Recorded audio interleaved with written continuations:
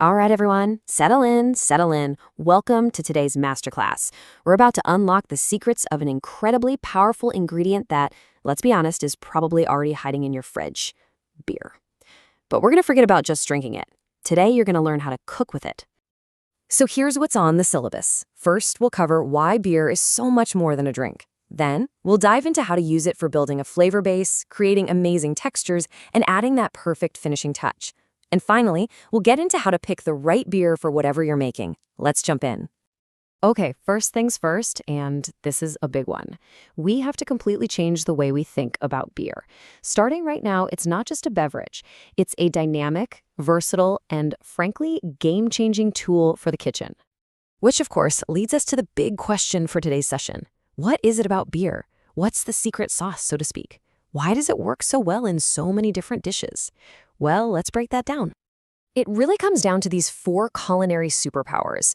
You've got these incredible, complex flavors from the malt and hops.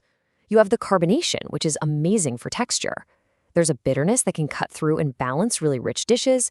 And of course, its natural qualities from fermentation. Every single one of these plays a key part. So now that we know why it works, let's get into the how. We're going to start with one of the most fundamental techniques, using beer as the liquid foundation for some absolutely unforgettable dishes. We're talking about braising. This is where you let your ingredients just simmer away nice and slow in beer. And here's the really cool part. As it cooks, the alcohol evaporates, but it leaves behind this concentrated, beautiful flavor. All that rich malt sweetness and that complex bitterness from the hops. And you can literally see the results. I mean, look at the deep, dark color in that braised beef in the Irish stew. When you use dark ales or stouts, you build this savory, almost roasty depth of flavor that you just can't get with water or stock.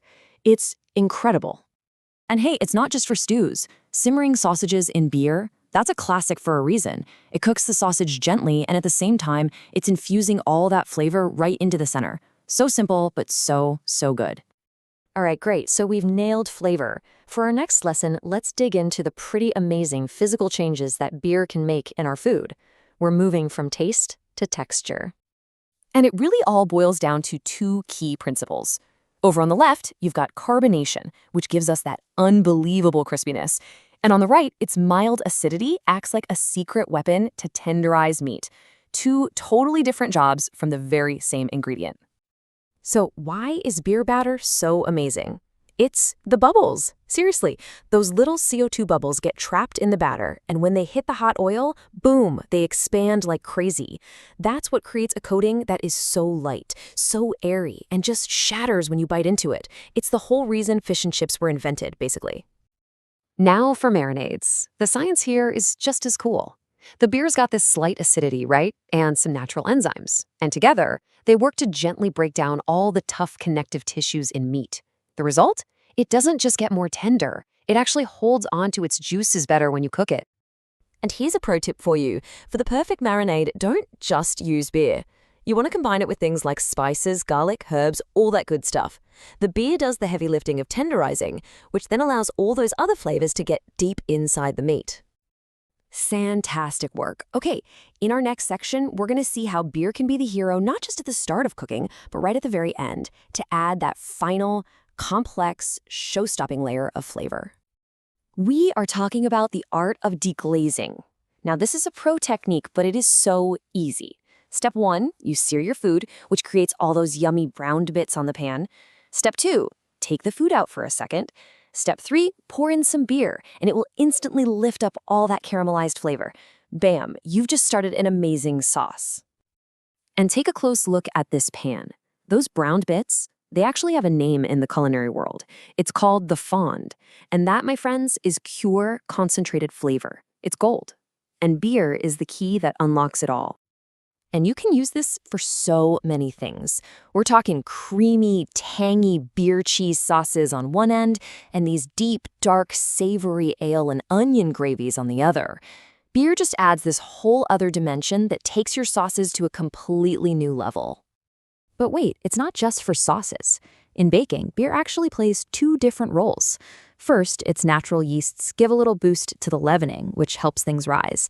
And at the same time, those sugars from the malt, they help create a beautiful brown crust and a fantastic aroma. And just look at the range we're talking about here.